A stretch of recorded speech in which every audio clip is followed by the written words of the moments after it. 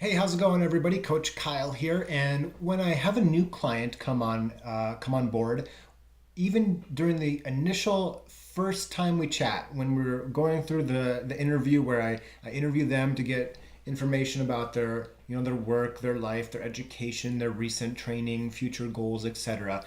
Even before we've technically started, working together in Final Surge, I talk about easy running and running by feel.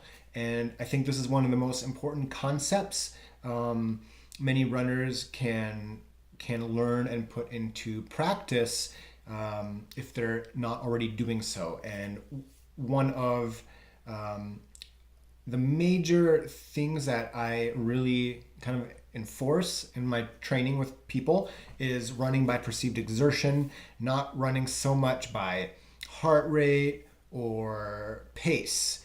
And how I do this is typically, easy, moderate, medium, hard, kind of that terminology. And I think that one of the major benefits for this is that when I say, okay, let's do an easy 45-minute jog with a stride every 10 minutes, I found personally that the main benefit of not running with my GPS but running with my stopwatch, which I don't have here, is that I run better recovery runs. I run better easy runs. If I'm not going to upload to Strava, if I'm not checking my watch, I'm more inclined to run a true easy pace. But if I know that if I know I'm gonna come over a segment, or I know people are gonna see my paces. I just had an email yesterday with one of my clients about pace shame, and even me, I'm an above average runner, and I still kind of have a little bit of pace shame. I think any runner of any ability can. Even the elites, their comparison is other elites, and there's always faster elites. So anybody is subject potentially to pace shame, but I found that with myself, and even with pace shame with yourself, knowing that even if you're not comparing it with somebody else, but comparing it to yourself or what you think you should be doing is dangerous. And I found that just going for an easy 45 minutes, there's no pace involved. So I don't know if I ran, slower than I thought I should, than I thought I did, or faster. I'm happy with the run either way. I went out and did an easy hour. I'm happy with that. That was a good run. One thing I very, very often find, again, personally and with my clients, is that the brain is really good at selecting the right pace. So if we're doing a 1 mile warm up, 4 miles at marathon goal pace, and then a 1 mile cool down, there's two ways to do that. I could say, okay, 1 mile easy, 4 miles moderate to hard, and 1 mile easy. Or I could say 1 mile at 8:30 to 9 minute pace, 4 miles at 7 minutes plus or minus 10 seconds, and 1 mile easy cool down. If I went out and did that run, I would run both workouts, because if I went out and did 4 miles moderate to hard, they would be 7 minute pace plus or minus 10 seconds. If your training paces are appropriate to what you are capable of, it works out.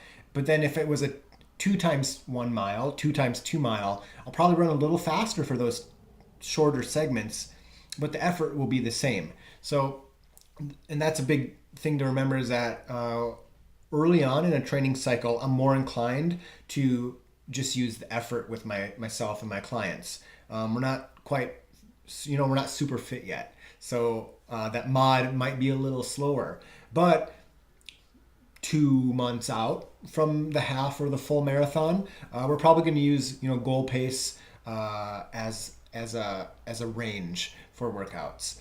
And I think this is really helpful too, because it's that whole thing about running what you should run on the day.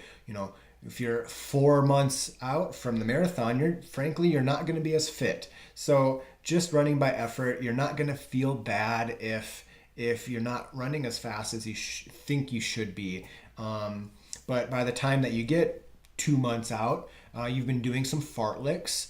You're going to be fit. You're going to be running faster, and you're going to be more prepared to run faster, more specific goal paces. So I definitely have my clients do both perceived exertion and goal pace prescriptions for easy runs. If I see the individuals not running true easy runs, I'll put in pace goals. And in that case, my job is to slow them down.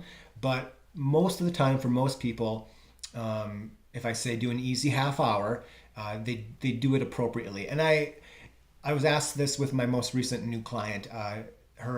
She and her husband, they asked if I use heart rate at all. And if the client has a heart rate monitor, it's nice to see that, but I don't prescribe by heart rate, but I use it as an extra tool to give me a little more information about the run. If somebody's averaging 175 beats per minute for their easy run, it probably wasn't an easy run. But if they're averaging 130 to 150, they're probably in the right range. Now, one of the best ways to use perceived exertion to determine if you're running in that correct effort level without a watch is the talk test. So easy. Last year or the year before, I started actually running my easy runs predominantly with my mouth closed. It was spring of 2018 because I was in preparation for an ultra marathon. I did 100K, and to really force my easy runs to be easy, I started nose breathing, running with my mouth closed for most of the run, and that did, for a period of time, really slow me down. Now I do most of my running with my mouth closed anyway, and I'm in the range that I would normally be in anyway, and now I'm nasal breathing. And if you Google it, there are some potential benefits to that. But I found that doing nasal breathing helped a lot.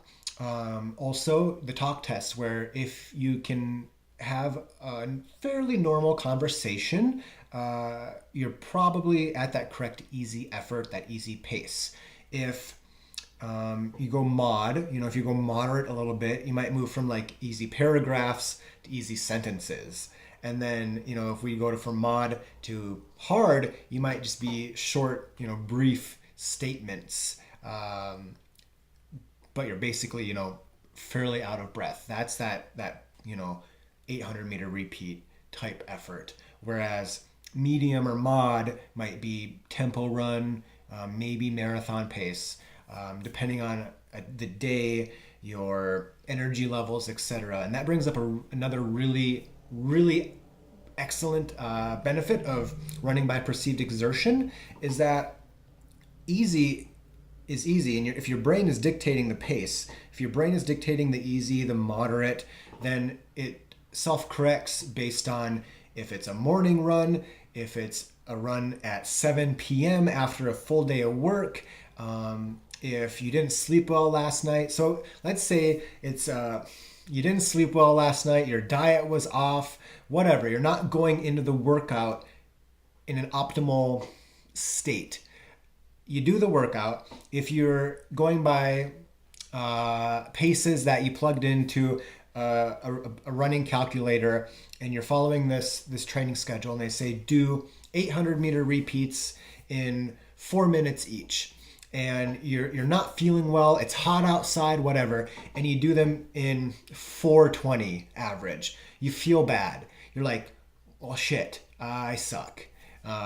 You feel down. But if you run by perceived exertion, you do 800 meter repeats, moderate to hard, you did it right, because your body self-corrects to how you're doing. So if you're not really feeling that great, you shouldn't try to do a workout too hard.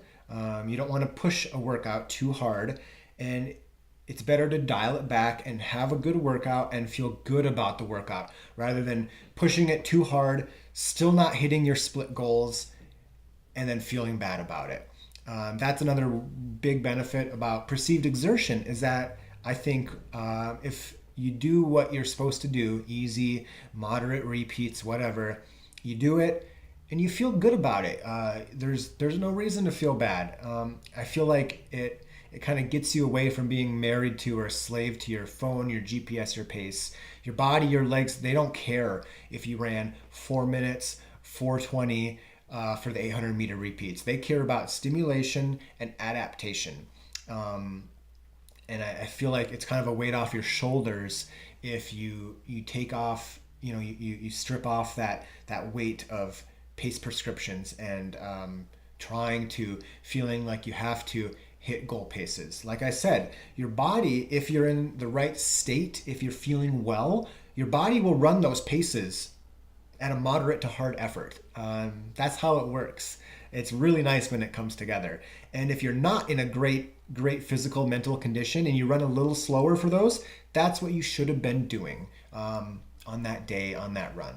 So give running by feel a try. If you don't do it, you don't have to do it for all your runs. Like I said, I do it for pretty much all non-workout runs. Even for long runs, I'll do like a easy 90 minutes and a moderate to hard 30 minutes. If it's a progression run, the point is the progression and effort, not necessarily pace. You might progress in pace, but you don't really have to. So give it a shot. Even for workouts early on in the training cycle, try running more by perceived exertion, and then when the race is closer, when goal pace becomes more important, then you can kind of switch over to goal pace for those workouts. But you'll probably find that your goal pace and your perceived exertion end up lining up anyway. So drop any questions or comments below. Share the video if you found it helpful. Give it a like, please. And as always, you keep running, I'll keep coaching.